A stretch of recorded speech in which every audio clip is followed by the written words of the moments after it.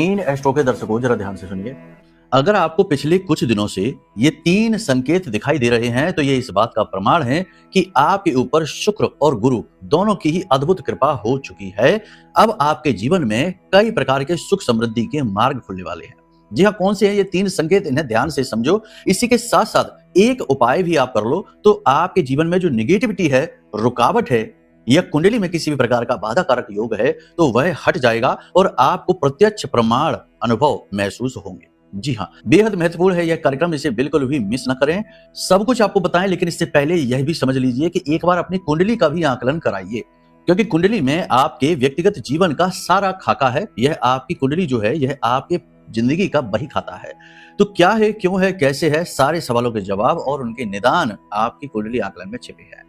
खैर चलिए ध्यान से सुनिए कौन से हैं वो 3 बड़े संकेत। पहला संकेत यह है कि आपको यदि किसी धार्मिक स्थल पर जाने का अवसर प्राप्त हुआ है और आपको वहां ईश्वर के, भगवान के बहुत अच्छे से दर्शन हुए हैं और असीम मानसिक शांति का अनुभव हुआ, कुल मिलाकर बहुत अच्छा लगा, तो समझिए कि ग्रहों से प्रेरित होकर, देवताओं की कृपा से प्रेरित होकर ये आपका कर्म हुआ है और ये शुक्र और गुरु दोनों से ही प्रेरित है, क्योंकि दोनों ही पूर्ण आध्यात्मिक हैं।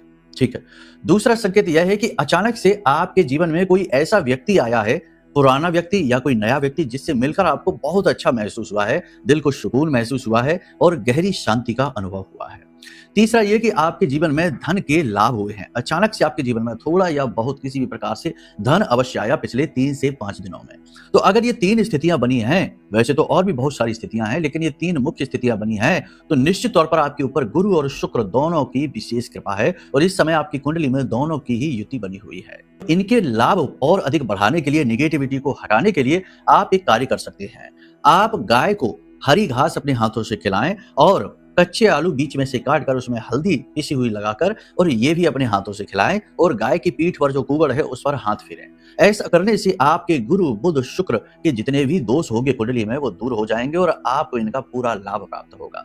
महसूस करिए और इन उपायों को करिए और बाद में जो परिवर्तन आए उन्हें नोटिस करिए। कमेंट में पूरे भक्ति और भाव के साथ लिखिए, जय मां बगलामुखी।